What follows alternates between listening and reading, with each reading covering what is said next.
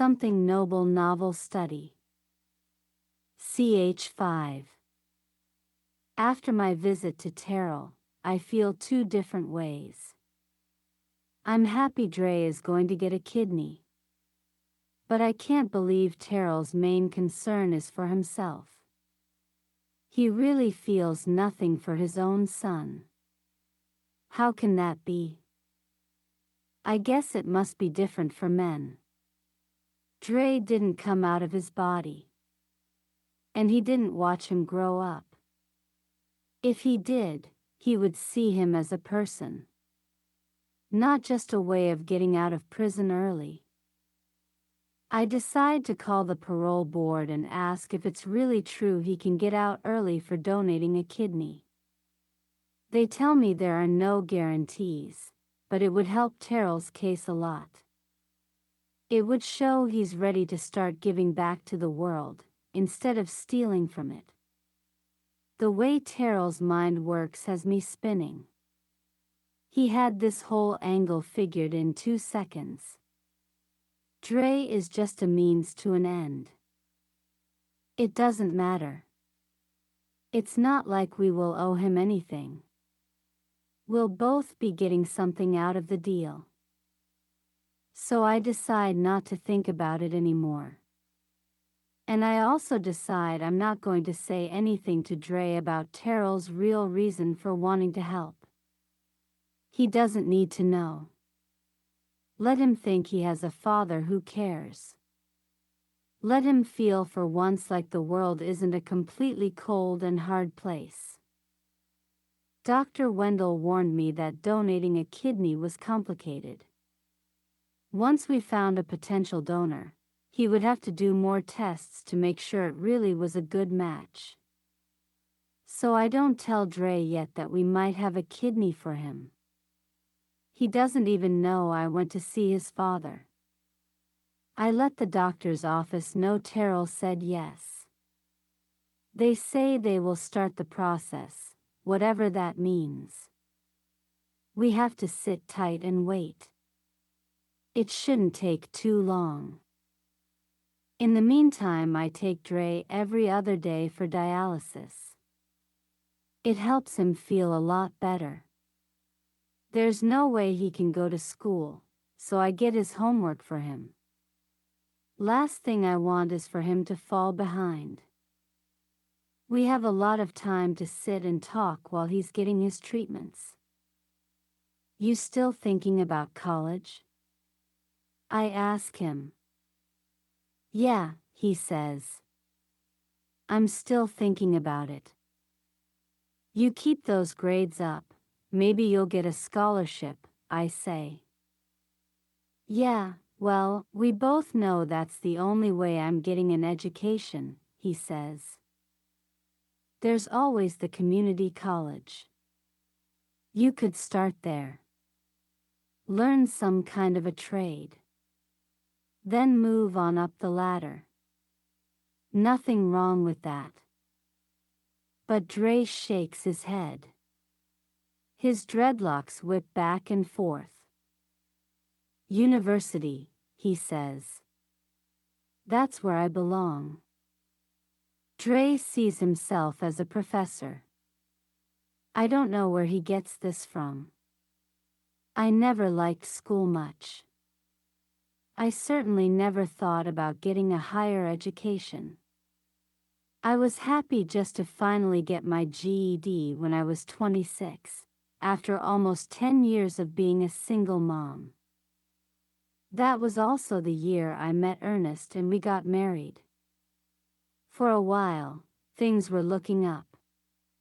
Ernest had a good job managing an electronics store.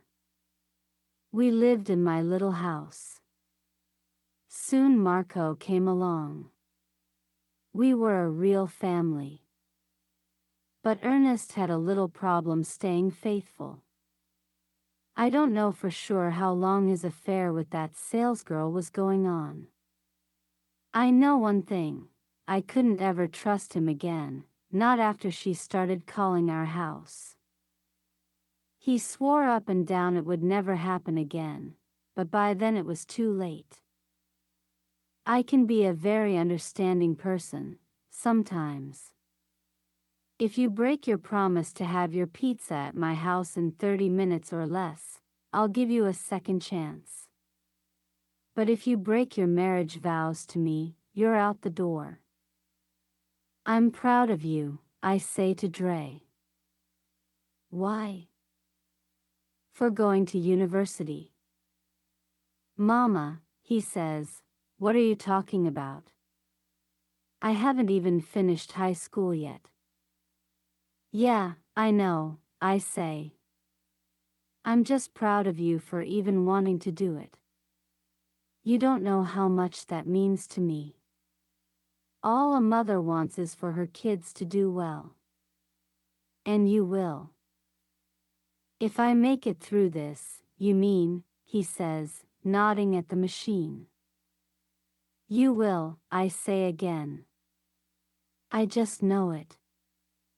Then the bad news comes. A few days later, I get a message on my cell to call Dr. Wendell's office. I'm afraid I have bad news, he says. Terrell can't be a donor. There's no way. My heart falls into my feet. I should have known this would happen.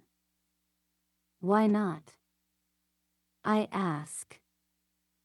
We ask our potentials a list of questions, he says. And one of those questions is, have you ever done intravenous drugs? Let me guess, I say. He answered yes. I suppose we should be grateful he told the truth, says Dr. Wendell. If he had any diseases, we would have caught them in the screening. But maybe something else would have popped up down the line, after it was too late. We can't take that chance. Does Terrell know? I ask. I wonder how upset he is, now that he's not getting out of prison early. He knows. The nurse stopped the interview right there. I go quiet. I'm just thinking. Linda, says Dr. Wendell. Are you there? I'm here. I realize this isn't good news. But there's another possibility. Terrell told me he has another son.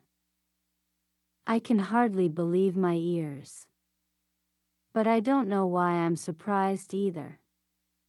Terrell probably has a whole tribe of kids out there, all from different mothers. And this person is listed as a potential donor for Terrell in case he ever needs blood, Dr. Wendell goes on. So he's the same blood type? Yes. AB negative. And he'd be a close enough relative of Dre's. It could work. How do I find this person? Terrell doesn't know where he is. I gather he hasn't had much contact with him. But he told me the name of his mother. She would know. Did he give you a phone number? He doesn't have it, says Dr. Wendell. It sounds like she's moved around a lot. And she and Terrell are not exactly on good terms. I can certainly understand that. Well, how am I going to find her then? I say, disappointed. Her last known address was here in the city, says Dr. Wendell. And these days, with the internet, you can find almost anyone pretty quickly.